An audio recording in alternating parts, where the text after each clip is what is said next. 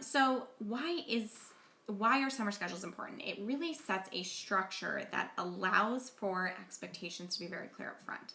And in my years of teaching, I have found the best way to set up a successful, smooth going operation is really to have strong expectations up front. So that way, everybody kind of knows what to expect. There's a daily rhythm that plays in the background. And you're not constantly like thinking, what's next? What do I have to do next? What do I have to do next? So you have some kind of structure that you can put the daily activities into, and it allows you to have containers so that way there's a lot of wiggle room to be able to have relaxation, be able to run off and do something, be able to go on a mini vacation, those types of things. So that is why they're important, but how do you actually get it?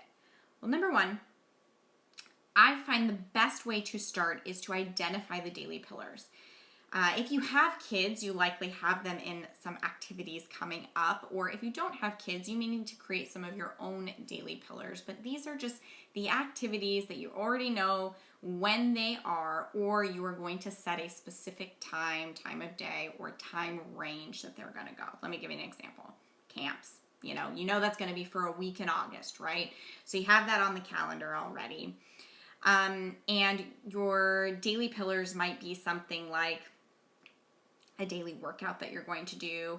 Everybody gathers for breakfast. And it's really important, and I'll talk about that in number 2, to set that up front, what the expectations are, who you expect to show up for those things. But it also might be just kind of like a daily me time that you have, or a daily Bible study that you do in the morning, something that's sort of recurring over time, or you know when it's going to occur and it's going to be like that for a couple of days in a row. So first you want to identify those and really get those clear about when they are. I recommend just setting up a family calendar, or that you're sharing with the people in your house. You can even do that with kids as they get older. My daughter puts her things on our calendar too, so that we know when they are. You can also do it just on a paper planner as well. Number 2, be clear about what those expectations are for everyone. So when do you expect everybody to gather? Okay. What do you need? And that'll lead me into number 3. What do you need this summer? If there aren't a lot of other people in your house, or maybe, I think especially this year, a lot of people are going to want to start gathering. Think about what you need and what the people in your house need, and make sure that those expectations are clear. What do I mean by that? Well, don't think about what you don't need. Think about what you do need. So what are the things that you need in order to be able to show up for your commitments? Those daily pillars that you just established. What do you need in order to make sure that family meal that you all have together happens on time? So really think about that and come up with those statements and gather everyone together and explain those expectations up front. Here is the disclaimer. You're going to have to say it more than once. And the reason I say that is because one of the things that I have found in my work is that boundaries rarely are honored the very first time around. You have to set them, and then people will come up and kind of push against them, and it's your responsibility to kind of hold those boundaries in place. Which brings us to number 3. Understand where you want to spend your time. And this means really knowing what do you want the end of the summer to look like. So think about that. Like, do you want to be well rested? Do you want to have a project done? Do you have some programs that you're doing during the summer as an entrepreneur? Are you wanting to take the whole month of July off? So really think through that. Now, I don't even have time to do that right now. It really doesn't take that long. Set aside a me time in the morning, set aside a little time after dinner to just really kind of think ahead and be like, okay, where do I want to be at the end of this summer?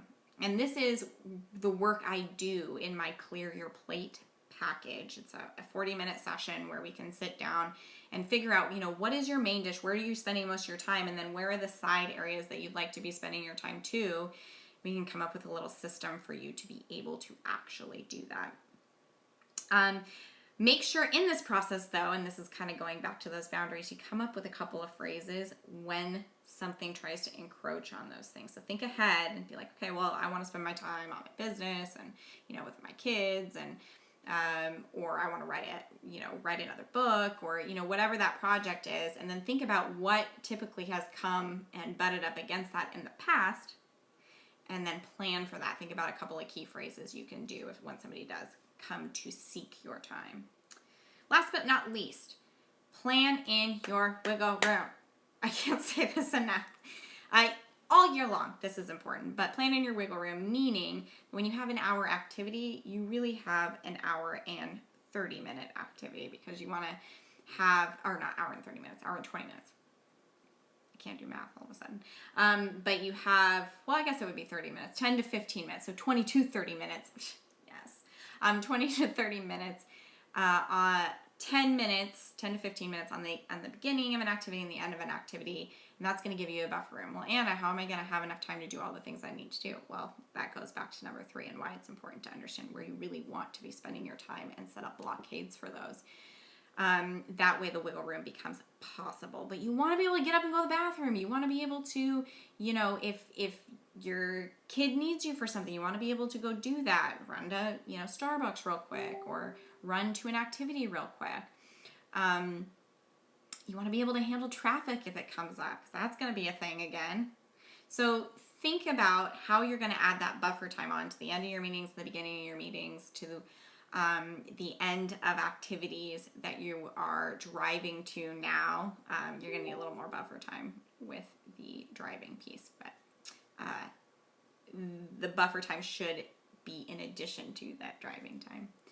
So just to recap for your summer schedule, why is it important? Well, you need consistent expectations, and there's a daily rhythm that's kind of humming in the background. Number 1, identify your daily pillars. Those are the recurring things that happen on a daily basis and or happen like for a chunk of time daily. Next, be clear about what the expectations are for everyone, and make sure that you know where you want to spend your time up front. That's number 3. And how are you going to plan for, I call them arm grabs, somebody coming in and requesting your time outside of that.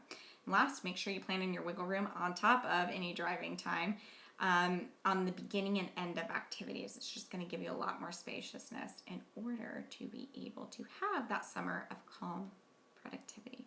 If you'd like more detail on this, please leave a comment and let me know, or send me a message. Happy to provide a little bit more detail. And if you are interested in that Clear Your Plate offering, it's on my website, annadesalvo.com. Clear Your Plate. Look forward to hearing how this goes for you.